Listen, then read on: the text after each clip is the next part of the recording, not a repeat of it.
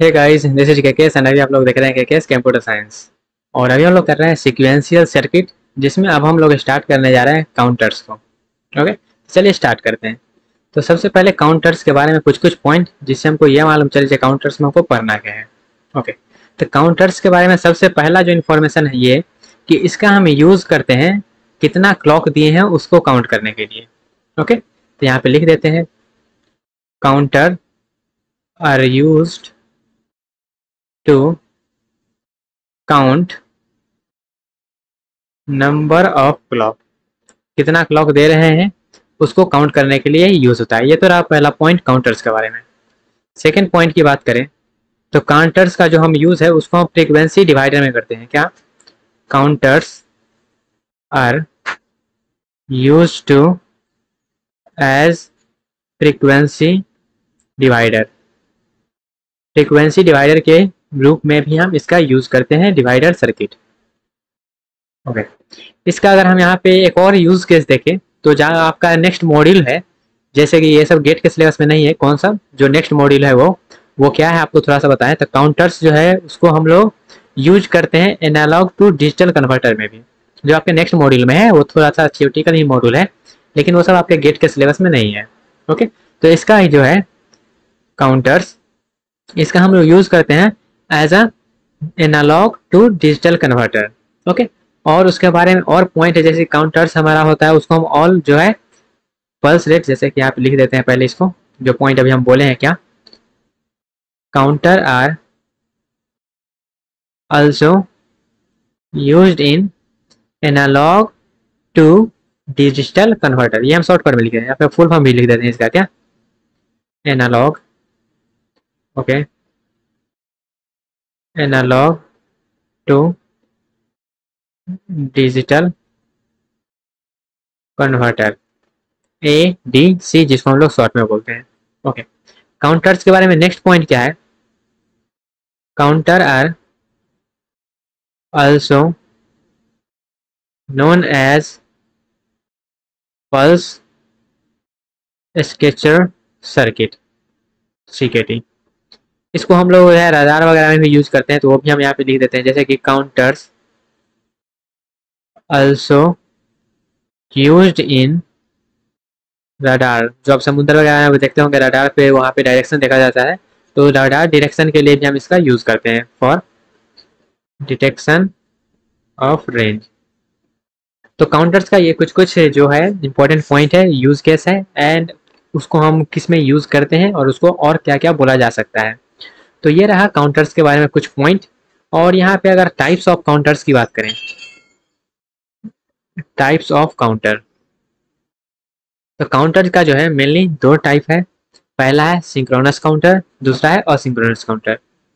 तो पहला हम पॉइंट लिख देते हैं इसके बारे में। पहला टाइप जो है इसका वो है असिंक्रोनस काउंटर। सेकेंड इसका है जो है वह सिंक्रोनस काउंटर। काउंटर, तो दो टाइप का काउंटर सबको पढ़ना है, सिंक्रोनस एंड असिंक्रोनस। और काउंटर्स क्या होता है, नंबर ऑफ जो काउंट है, जो काउंट हम कितना क्लॉक दे रहे हैं उसमें, वो काउंट करने के लिए हमारा ये यूज किया जाता है। ओके, थोड़ा सा आगे बढ़ते हैं और सबसे पहले अब हम लोग देखते हैं सिंक्रोनस काउंटर को। ओके, तो हम लोग स्टार्ट करने जा रहे हैं सबसे पहले असिंक्रोनस। ओके, असिंक्रोनस, यहाँ पे थोड़ा सा स्पेलिंग पर लिख देते हैं सही, असिंक्रोनस काउंटर। असिंक्रोनस काउंटर क्या होता है वो समझते हैं। तो ये जितना भी हम यहाँ पे यूज करें वो क्लॉक पे ही हमारा जो है डेफिनेशन है। जब क्लॉक पे ही डेफिनेशन है तो जो हमारा काउंटर्स का टाइप है सिंक्रोनस एंड असिंक्रोनस, इसका जो भी डेफिनेशन होगा वो जो है क्लॉक के बेस पे ही होगा। मीन्स यहाँ पे अगर हमारा जितना भी क्लिप क्लॉक है वहाँ पे सबका जो है स्पेसिफिक, अगर वहाँ पे हम क्लॉक दे रहे हैं एक साथ क्लॉक नहीं दे रहे हैं तो उसको असिंक्रोनस बोलते हैं। इसको अगर हम पूरा प्रॉपरली इसका डेफिनेशन लिखे तो हम इस प्रकार से इसको लिख सकते हैं। क्या? Only one flip flop having external clock and output of that flip flop will becomes clock for the next flip flop. So when clock applied, only one flip flop work at that time. तो यहाँ पे कहा जा रहा है जो मेरा flip flop है, तो फ्लिप फ्लॉप में एक एक्सटर्नल काउंटर, एक एक्सटर्नल क्लॉक देंगे, बट उसके बाद हमको क्लॉक देने का कोई जरूरी नहीं, क्योंकि उसका जो आउटपुट होगा, पहले जो फ्लिप फ्लॉप है उसका जो आउटपुट होगा, उसका जो होगा वो दूसरे के लिए वो क्लॉक का काम करेगा। जैसे कहने का मतलब क्या है, कहने का मतलब इस डायग्राम से समझ सकते हैं इसको, इसका डेफिनेशन जो है इस प्रकार से। जैसे सपोज करिए ये हमारा एक फ्लिप फ्लॉप है, ओके, सेकेंड फ्लिप फ्लॉप ये सपोज करिएगा, एंड एक और ले लेते हैं, थर्ड फ्लिप फ्लॉप ये है, एंड एक और मान लेते हैं यहाँ पे मेरा फ्लिप फ्लॉप है। इस प्रकार से हमारा कुछ कुछ फ्लिप फ्लॉप है। अब हम यहाँ पे कह रहा है क्या, इसका डेफिनेशन, असिंक्रोनस काउंटर का डेफिनेशन ये कहता है जी हम सिर्फ क्या करेंगे, एक फ्लिप फ्लॉप को ही एक्सटर्नल क्लॉक देंगे जो कि होगा पहला को। तो यहाँ पे हम क्या करें, इसको हम एक्सटर्नल क्लॉक दे रहे हैं, ये हमने इसको क्या किया, इसको हमने क्लॉक दिया, ओके, यहाँ पे हम क्लॉक दे दिए, ओके, और क्लॉक दे दिए। उसके बाद जो हमारा है और कोई क्लॉक देने का जरूरत नहीं है, क्योंकि फ्लिप फ्लॉप वन का जो आउटपुट होगा, फ्लिप फ्लॉप वन का जो आउटपुट होगा वो दूसरे के लिए क्या बनेगा, वो दूसरे के लिए क्या बन जाएगा, क्लॉक बन जाएगा। तो इसका जो भी आउटपुट होगा इसके लिए हमारा क्या होगा, क्लॉक बन जाएगा ये। तो यहाँ पे ये भी क्या हो गया मेरा flip flop two, okay. Same इसी प्रकार से इसका जो आउटपुट होगा वो सेकंड जो थर्ड के लिए, उसके लिए क्या बन जाएगा, क्लॉक बन जाएगा। तो ये हो गया फ्लिप फ्लॉप थ्री। सेम इसका जो आउटपुट होगा इसके लिए क्या बन जाएगा, क्लॉक बन जाएगा, ये हो जाएगा फ्लिप फ्लॉप फोर। और इसका जो आउटपुट होगा वो तो होगा ही। तो ये मेरा क्या है, MSB, और ये क्या है मेरा LSB। तो जहाँ से हम दे रहे हैं उसको पहला एज हम कंसिडर कर रहे हैं, इसलिए हम उसको LSB बोल रहे हैं। तो यहाँ पे देखिएगा, आई थिंक अब आपको जो है इस डायग्राम को देखने के बाद इसका डेफिनेशन क्लियर हो गया होगा। क्या, only one flip flop having external clock, सिर्फ एक ही फ्लिप फ्लॉप को एक्सटर्नल क्लॉक मिल रहा है, उसके बाद पहला जो जिसको क्लॉक मिला है उसका जो आउटपुट होगा वो नेक्स्ट के लिए क्या बन जाएगा, क्लॉक का काम करेगा। यही कह रहा है असिंक्रोनस काउंटर। बट यही अगर हम सिंक्रोनस काउंटर का जो है डेफिनेशन समझें तो उसको भी देख लेते हैं, हेडिंग डाल देते हैं। अभी बस हम क्या कर रहे हैं, हेडिंग डाल के उसको मतलब समझ ले रहे हैं, उसके बाद एक एक करके सबको डिटेल में जानना है। सिंक्रोनस काउंटर, सिंक्रोनस काउंटर को समझते हैं, इसका डेफिनेशन लिख देते हैं, उसके बाद डायग्राम बनाएंगे तो ऑटोमेटिक इसका जो है डेफिनेशन क्लियर हो जाएगा। All flip flop are connected with the same clock, hence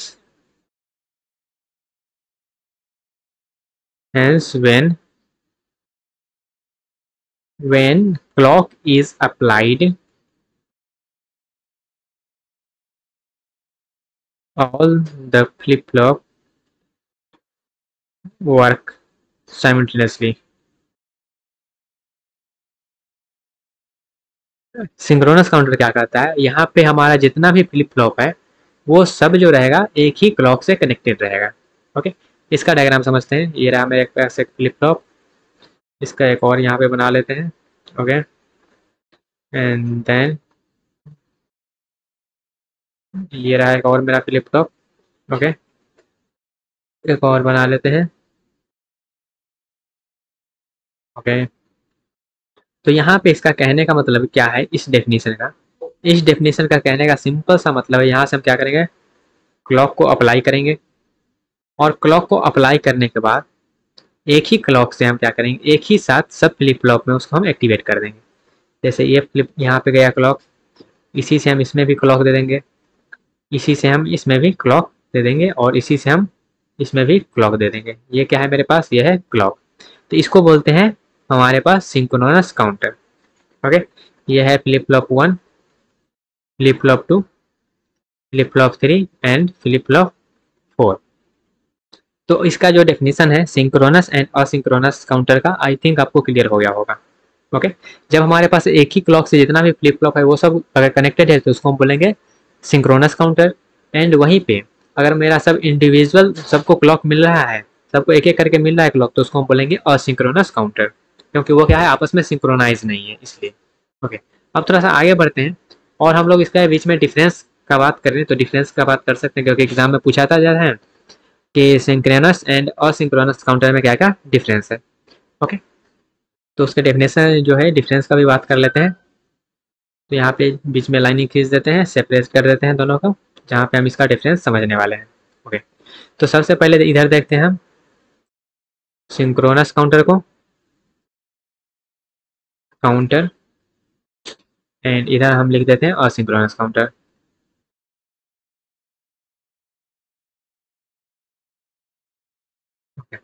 पहला पॉइंट, इस दोनों के बारे में पहला पॉइंट कलर चेंज है।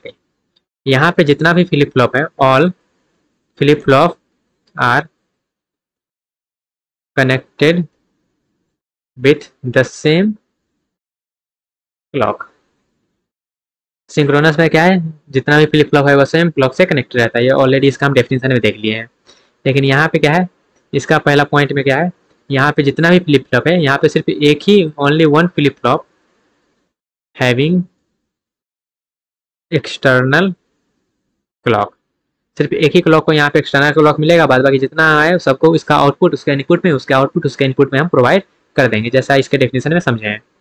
सिंक्रोनस काउंटर में क्या हो रहा है, सभी काउंट जो फ्लिप फ्लॉप है एक ही साथ कम कर रहे हैं, तो ये क्या है, थोड़ा सा फास्टर है, ठीक है। और असिंक्रोनस क्या है, यहाँ पे सबको इंडिविजुअल मिल रहा है, तो उसके आउटपुट आने का वेट करना पड़ेगा, तो ये थोड़ा सा क्या है, स्लोअर है उससे। ओके, थर्ड का बात करें, थर्ड में यहाँ पे जितना भी काउंटिंग है, यहाँ पे सब टाइप का पॉसिबल है, जैसे all type of counting are possible, जितना टाइप का काउंटिंग है यहाँ पे पॉसिबल है। वहीं पर अगर हम इसका बात करें इसमें, तो यहाँ पे जो है only increasing and decreasing counting जो है पॉसिबल है, only increasing and decreasing counting possible. Okay, उसके बाद इसका अगला पॉइंट जो है वो बात करें इसमें, तो यहाँ पे जो है ट्रांसलेशन एरर कोई नहीं रहता है, नो ट्रांजिशन एरर, यहाँ पे कोई ट्रांजिशन एरर नहीं रहता है। वहीं पर अगर इसका हम बात करें तो यहाँ पे ट्रांजिशन एरर आ सकता है, यस ट्रांजिशन एरर। एग्जाम्पल की बात करें, और एग्जाम्पल जो है इसका पढ़ना भी है या फिर एप्लीकेशन का बात करें, तो सिंक्रोनस में है एग्जाम्पल रिंग काउंटर एंड यहाँ पे एक और है जॉनसन काउंटर, जॉनसन काउंटर। अगर यहाँ पे हम बात करें इसका एग्जाम्पल का, तो यहाँ पे रिपल काउंटर जो है वो इसका एग्जाम्पल है। ओके, रिपल काउंटर, तो ये जो हम लिखे हैं ring counter, Johnson counter and ripple counter, ये आपको पढ़ना भी है, आपके सिलेबस में है। ओके, और यहाँ पे हम थोड़ा सा बात कर लें, नंबर ऑफ कितना स्टेट्स की बात करें, या फिर यहाँ पे थोड़ा सा एक मॉड्यूलस निकालने का भी बात कर ले, जैसे कि हम कुछ कहना चाहते हैं यहाँ पे इस टाइप का, अगर एग्जाम में आता है तो ऑब्जेक्टिव वगैरह इससे पॉसिबल हो सकता है आ जाए, जैसे कि मॉड्यूलस ऑफ काउंटर, काउंटर का मॉड्यूलस निकालने के लिए, तो इसका मतलब क्या होता है, इसका मतलब होता है total number of states used by the counter are called mode of counter. अब इस लाइन का मतलब क्या है, इस लाइन का मतलब है यहाँ पे हमारे पास ये सब क्या है, स्टेट है, 0 से 1 हो रहा है, 1 से 2 हो रहा है, 3 से 4 हो रहा है, और ये सब मेरा क्या है, उसके बाद यहाँ पे मान लेते हैं 4 से मेरे पास फिर से 0 आ गया, तो ये क्या है, ये सब स्टेट्स है। तो इस टाइप का जब भी है तो यहाँ पे इतना कितना, इसको हम कैसे बोलेंगे, इसको हम बोलेंगे मोड 5, जैसे कि 1 2 3 4 एंड 5वां स्टेप में क्या हो रहा है, फिर से वो रिपीट हो रहा है, तो इसको हम बोल सकते हैं मोड 5 है ये। ओके, जब भी वो जितना स्टेप्स के बाद क्या कर रहा है, रिपीट कर रहा है, तो उसको हम उतना मोड बोल सकते हैं। कुछ कुछ नोट पॉइंट मोड के बारे में समझ लेते हैं। नोट, जैसे मोड अगर हमको निकालना है, मोड ऑफ एम, तो वो क्या होगा, 2 के पावर एन से कम होगा, एन क्या है यहाँ पे स्टेट्स है। दूसरा पॉइंट की बात करें तो दूसरा पॉइंट यहाँ पे आप कैसे ऐसे कर सकते हैं, यहाँ पे एक डायग्राम बना लेते हैं। ओके, ये मेरा पास एक क्या है, इसमें बोल सकते हैं मॉड एम काउंटर, ये जो है मॉड एम काउंटर है, और यहाँ पे कोई फ्रीक्वेंसी आ रहा है, और उसके बाद इस फ्रीक्वेंसी का अगर हमको आउटपुट पूछ रहा है, फ्रीक्वेंसी ऑफ आउट, तो यहाँ पे ऐसा कह सकते हैं डिवाइड करेंगे हम किससे, जितना इसका मॉड का वैल्यू है उससे। ओके, तो ये 2 पॉइंट है जो कि ऑब्जेक्टिव वगैरह में कभी कभी पूछा जा सकता है। आई होप आपको क्लियर हुआ होगा जो है काउंटर्स के बारे में थोड़ा सा बेसिक फंडा। एंड इसके बाद हम नेक्स्ट लेक्चर में देख लेंगे सिंक्रोनस काउंटर, और सिंक्रोनस काउंटर में कौन कौन सा एग्जाम्पल था। इसका जो एग्जाम्पल था रिपल काउंटर, तो रिपल काउंटर को भी समझेंगे। एंड देन सिंक्रोनस में हम लोग ring counter and Johnson counter को भी करेंगे। ओके, तो मिलते हैं अपने अगले सेक्शन में जहाँ पे हम करने वाले हैं ये सबको अच्छे से और डिटेल से समझने वाले हैं।